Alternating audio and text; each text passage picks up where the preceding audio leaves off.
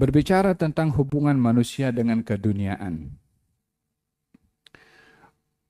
Untuk kita menilai keduniaan itu, hendaklah kita menilainya mengikut cara yang menciptakan dunia. Itu untuk apa? Dunia adalah tempat kita dicipta. Yang mencipta dunia ketika menciptakan dunia mempunyai tujuan untuk apa dia cipta dunia. Bagaimana gambarannya ketika menciptakan keduniaan. Berbicara tentang keduniaan ini, tersimpan kepada dia, pada dunia ini, berupa harta, pangkat, dan juga asyuhrah, kemasyhuran, mencari kedudukan. Di dalam Al-Quranul Karim, Allah Subhanahu wa Ta'ala ketika menggambarkan, describe tentang keduniaan. Yang cipta dunia menggambarkan tentang ciptaannya. Siapa yang lebih tahu tentang ciptaan melebihi daripada yang mencipta. Yang paling mengetahui tentang kereta itu yang cipta kereta. Yang paling tahu tentang fungsi ubat yang buat ubat. Masing-masing kena dirujuk kepada ahlinya. Barulah informasi yang kita dapat itu accurate dan betul-betul solid. Apa sebab? Yang berbicara adalah yang buat. Kita ingin tahu dunia ini bukan daripada kacamata manusia. Karena manusia bukan cipta dunia. Kita ingin tahu tentang keduniaan bukan apa kata jin, karena jin bukan cipta dunia. Bukan juga malaikat, karena malaikat bukan cipta dunia. Bukan sesiapapun juga, kecuali yang menciptakan, yaitu Allah melalui Rasulnya yang memberitahukan tentang keduniaan yang dicipta olehnya. Katanya begini, i'lamu annamal hayatud dunya la'ibun ولهو وزينة وتفاخر بينكم وتكاثر في الأموال والأولاد. 5. Ketahuilah. Siapa yang berfirman di sini? Allah Subhanahu wa Ta'ala. yakni Allah ingin memberitahukan khudul ilmu minni. Ambil ilmu daripada saya, daripada Allah Subhanahu wa Ta'ala. Ilmu, ketahuilah, ambil ilmu daripada saya yang cipta itu dunia. Apa yang ada pada dunia ini? Annamal hayatud dunya, sesungguhnya kehidupan dunia. Orang ahli tafsir ketika mengatakan dunia ini dengan kehidupan dunia. Tidak hanya disebut dunia saja, tapi kehidupan dunia. Dunia itu hidup kah? Yang hidup kan manusia, malaikat, jin, binatang. Tapi manusia ini kan tanah, gunung, kekayaan yang disimpan di bumi. Ada kehidupan kah? Ya, ada kehidupan dunia ini. Ahlu tafsir mengatakan dalam ayat ini ketika dikatakan dunia itu kehidupan adalah merujuk kepada setiap yang hidup pasti mati. Setiap yang hidup pasti mati. Dunia ini pasti mati juga. Bila matinya dunia, bila dunia ini dihancurkan oleh Allah Subhanahu wa Ta'ala, seperti mana manusia mati dengan hilangnya, dengan keluarnya ruh atau tibanya ajal, jin pun juga demikian, matinya dunia bila dibinasakan oleh Allah Subhanahu wa Ta'ala, sehingga tidak lagi wujud dunia seperti mana yang kita lihat sekarang. Oleh sebab itu dikatakan dunia ada kehidupan, karena ia akan berakhir dengan kehancuran. Jadi, daripada sini kita memahami yang sedang dikejar oleh manusia daripada keduniaan, akhirnya pun juga akan binasa juga. Emma dia pergi dulu, atau dia akan pergi dengan dunia yang berakhir juga dengan kehancuran. Oleh sebab itu dikatakan pada ayat ini, dunia dalam bentuk kehidupan. Innamal hayatud dunya. Kita dalam bahasa Arab, Al-Quran bila menyebutkan innama, itu menunjukkan lil hasr. Lil hasr itu menunjukkan tak akan lebih daripada itu. Tak boleh lepas daripada itu. Kalau saya katakan innama ja'a Muhammad, sesungguhnya yang datang hanya Muhammad, tak ada lain selain daripada Muhammad. Beza kalau saya kata ja'a Muhammad, Muhammad datang. Mungkin sekejap lagi Ali datang, sekejap lagi mungkin Ahmad datang, sekejap lagi mungkin Mustafa datang. Tapi kalau dikatakan innama ja'a Muhammad, sesungguhnya yang datang itu Muhammad, tak ada lain lagi selain daripada Muhammad. Allah ketika mengabarkan tentang dunia menggunakan innama. Innamal hayatud dunya. Sesungguhnya hanya saja kehidupan keduniaan itu laibun, permainan, walahun, hiburan, wazinatun, perhiasan, watafakhurun bainakum, saling bangga membanggakan satu dengan yang lain, watakathurun fil amwali wal aulad, dan saling memperbanyak harta dan anak-anak satu dengan yang lain. Ini kehidupan. Ada tak kehidupan dunia lain daripada 5 ini? Tidak ada. Permainan, ya, di dunia ini macam-macam jenis permainan. Lahwun, hiburan, mula daripada kita punya handset, telefon bimbit di rumah, TV dengan macam program, TikToknya, ya kan? Bukankah hiburan semua? Bukankah manusia cari hiburan melalui semua itu? Kemudian wazinatun, perhiasan. Bukankah dunia ini terhiasi dengan keindahannya? Ya kan? Pemandangannya, kekayaannya, keindahan tumbuh-tumbuhannya, bunganya.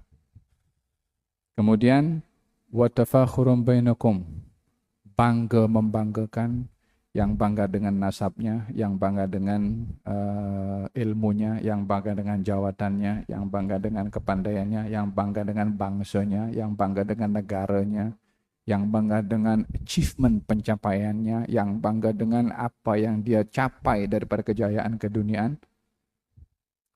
Bangga membanggakan. Kemudian watakathurun fil amwali wal aulad, dan saling bersaing dalam menumpuk banyak harta dan pengikut atau anak-anak. Takathur fil amwal, bersaing membanyakkan harta. Kejar mengejar di dalam memperbanyak harta. Saya mesti lebih kaya daripada si fulan. Dapat apa yang dia dapat tak merasa cukup, masih merasa kurang karena dibandingkan dengan orang lain yang lebih kaya.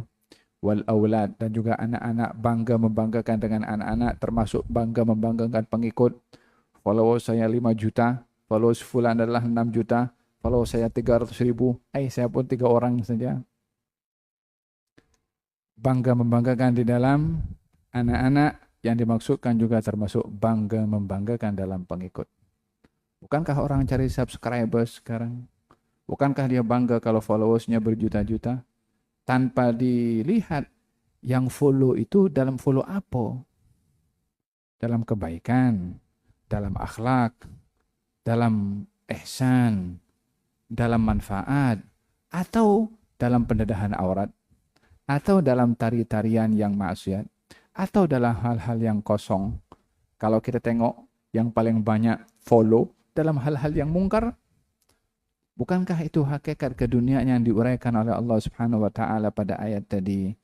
Lalu kamathali ghaithin a'jabal kuffara nabatuhu thumma yahiju fatarahu musfarran thumma yakunu hutama wa fil akhirati adabun syadid wa maghfiratun minallahi wa ridwan wa mal hayatud dunya illa mata'ul ghurur. Selepas 5 ini tentang kehidupan keduniaan, diberi perumpamaan. Perumpamaan dunia yang 5 tadi, umpama hujan turun. Tanah yang gersang, tumbuh-tumbuhan jadi hijau. Tengok itu apa namanya, geografik, kalau musim kemarau panjang, kering semua. Lepas itu turun hujan. Dipercepat tuh apa namanya, video tuh nampak tumbuh-tumbuhan tuh kan. Lepas itu kering balik. Kamathali ghaithin a'jabal kuffara nabatuhu. Umpama hujan turun yang menarik perhatian mata orang-orang kafir, keindahan keduniaan itu. Ingin memberitahukan, kalau Allah sebutkan keduniaan itu menarik mata orang kafir, orang beriman jangan. Jangan seperti orang kafir yang terpedaya dengan keduniaan. Dikatakan dunia ini menarik kepada orang kafir supaya kita diberi iman, jangan punya perangai yang terpedaya dengan keduniaan sehingga seperti menyerupai orang-orang kafir. Kamathali ghaithin a'jabal kuffara nabatuhu thumma yahiju fatarahu musfarra.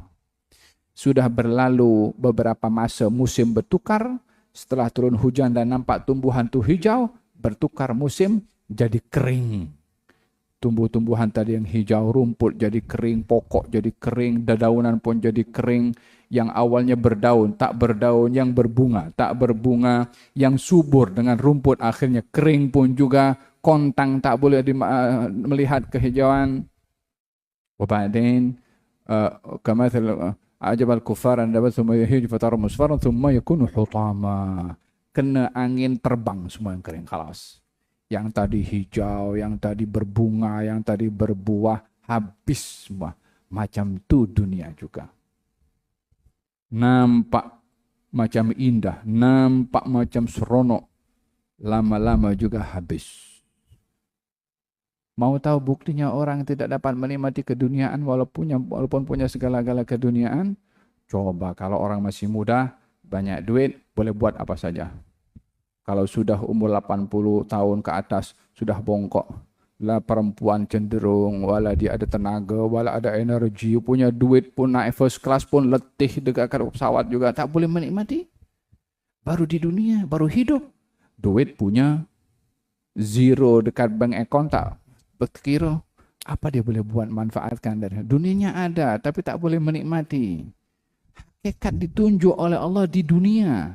Sebelum hakikat nanti di akhirat, wa fil akhirati adzabun syadid wa maghfiratun minallahi wa ridwan wa mal hayatud dunya illa mata'ul ghurur. Di akhirat yang ada, dan ini hanya dua saja. Imma azab, semoga Allah lindungi kita daripada azab, atau nikmat dan pengampunan dari Allah Subhanahu wa taala, semoga Allah memberikan kepada kita ampun dan juga nikmat serta maghfirah dari Allah Subhanahu wa taala. Ini natijah, hasil daripada apa saja yang kita lakukan di dunia, dengan umur berapa saja yang dikasihkan oleh Allah. Di akhirat hanya dua saja. Mahu dia di dunia seorang profesor, mau ustadz, mahu alim, mahu pelajar, mahu laki, mahu perempuan, tak kisah. Hanya dua nasib saja di akhirat. Imma azab bagi orang derhaka, siapapun dia, wa imma nikmat dan maghfirah bagi orang yang taat, siapapun dia. Ini natijahnya, hasilnya, conclusionnya di akhirat nanti. Wa mal hayatud dunya illa mata'ul ghurur. Kehidupan di dunia ini, kata Allah Subhanahu wa taala, mata', kenikmatan, ghurur, yang menipu. Kenikmatannya ada tapi menipu. Di manakah letak penipuan kepada keduniaan? Karena ia tidak kekal. Siapa orang yang kekal dengan kenikmatannya? Tidak ada. Sebagaimana saya gambarkan tadi, kalau sudah usia lanjut, sudah tua, walaupun dia punya segala-galanya, tak boleh menikmati. Syahwat tidak ada. Sudah kurang, mungkin tak ada. Nak memanfaatkan duit terbang kemana-mana pun, lenguh sana, lenguh sini, Panadol setiap saat. Dan apa yang membawa kepada seseorang hakikat kehidupan selain daripada iman kepada Allah dan juga amal yang saleh. Man amila salihan min dzakara wa untha wa huwa mu'minun falanuhyiyannahu hayatan thayyibah wa lanajziyannahum ajrahum bi ahsani ma kanu ya'malun. Orang yang beriman, laki-laki atau perempuan, dan beramal saleh, maka kami beri kepadanya hidup bahagia di dunia. Walaupun naik bisikal, walaupun naik motosikal second hand, walaupun kehidupannya di rumah hanya satu bilik, walaupun gajinya ngam-ngam dengan 1 bulan, dia akan bahagia dengan iman dan juga dengan amal soleh. Itu baru di dunia. Di akhirat, walanziyannahum ajrahum bi ahsani ma kanu ya'malun, akan kami beri balasan yang lebih baik di akhirat nanti sebagai balasan amalnya di dunia. Mana ada orang boleh bahagia di dunia dan juga di akhirat selain daripada cara yang diberikan oleh Allah, iman dan juga amal soleh.